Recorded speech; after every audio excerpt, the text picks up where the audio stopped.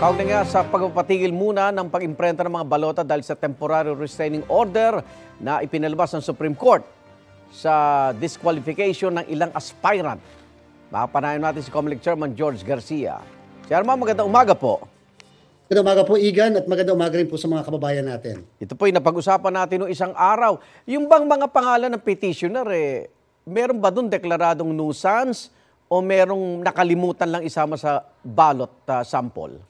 Igan, 5 po ang na-issue ng Korte Suprema kahapon na temporary restraining order base po sa announcement ng kanilang Public Information Office. Sa 5 pong yan, 4 ay local candidates at hindi pa naman kami nag-iimprenta ng balota para sa 4 na local candidates na yon at mga bayan at doon naman po sa isa, yan po ang nag-iisang national candidate. Alam niyo po, 117 ang diniklara ng Comelec na mga nuisance candidates sa pagkasenador at isa po yung nakakuha po ng temporary restraining order.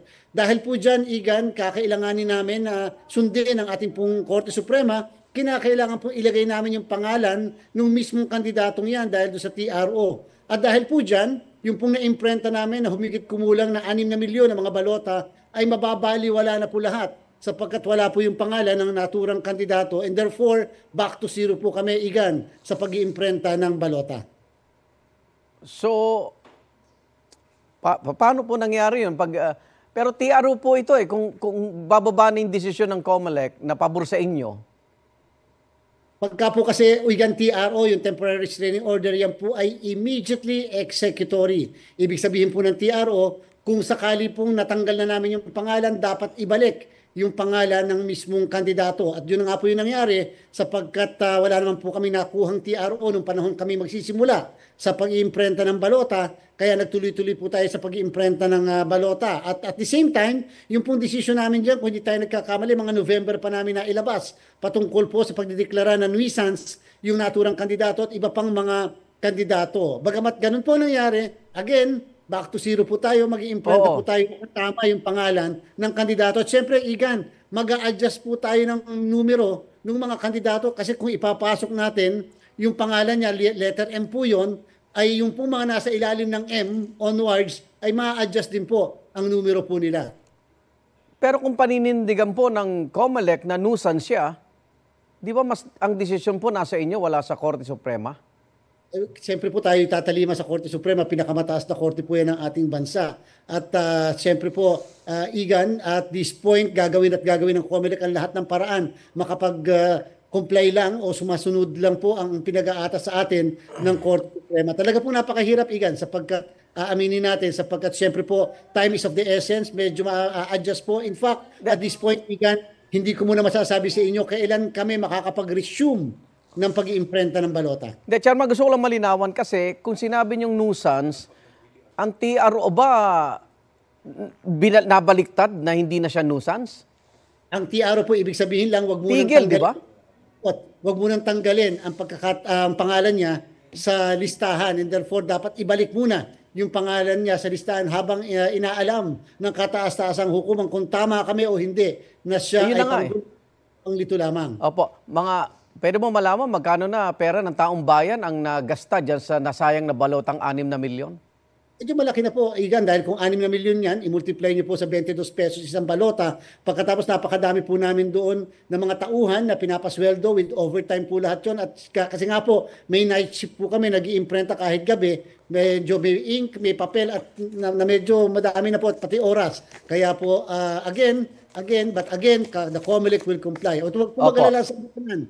Tutuloy ang halala natin sa Mayo 12, Comelec is in control of the situation. Ano gagawin doon sa balotang yan? Susunugin? Paano po? Shred?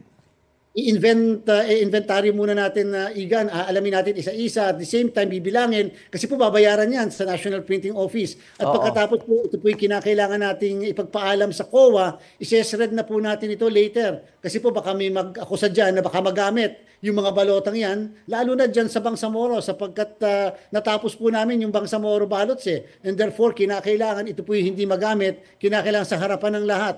Ito po ay mas-shred po natin, maipakita na hindi na po magagamit. So Chairman, bakit po tayo nagpa-print ng balota kung may mga petisyon o mosyong nakabinbin nga sa Korte Suprema?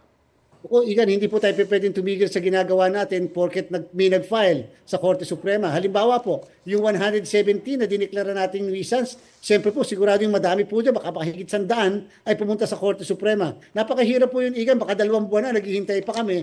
Wala po tayo may imprenta na balota. And therefore, talaga may contingency po kami kung sakasakaling dumating ang punto na bigla tayo may matanggap ng mga ganyang klaseng order mula sa kataas-taasang hukuman.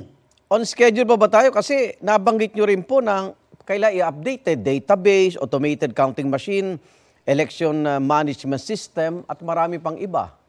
Nadi-delay po tayo, Igan. Yan po ang katotohanan talaga. And therefore, kinakailangan bilisan namin yung mga binanggit nyo na mga aktibidad na kinakailangan namin gawin upang kaagad by next week makapagsimula muli tayo sa pag-iimprenta ng kauna-unahang balota onwards. So ano mga aktibidad po para sa eleksyon ng medyo atrasado ngayon, kasunod ng TRO? Siyempre po, maliban sa printing, Igan, yung pong pinanggit nyo kanina, yung pong pagbabago ng election management system, pati po yung trusted build natin, kahit po yung Igan, yung ating mock election na dapat ay nakaschedule. Sa Sabado. Ngayon, sa Sabado ay ating pong nireset yan at ginawa po nating 25 more or less. Hopefully, natapos na namin yung ating babaguhin ng mga database election management system at pagsiserialize ng mga pangalan ng mga kandidato, pati pagbabago po ng mahigit 1,000 na ballot faces sa buong bansa. Wow. Maraming salamat, Comelec Chairman George Garcia. Ingat po. Sana po, Igan, mabuhay po kayo. Igan, mauna ka sa mga balita, mag-subscribe na sa GMA Integrated News sa YouTube para sa iba't ibang ulat sa ating bansa.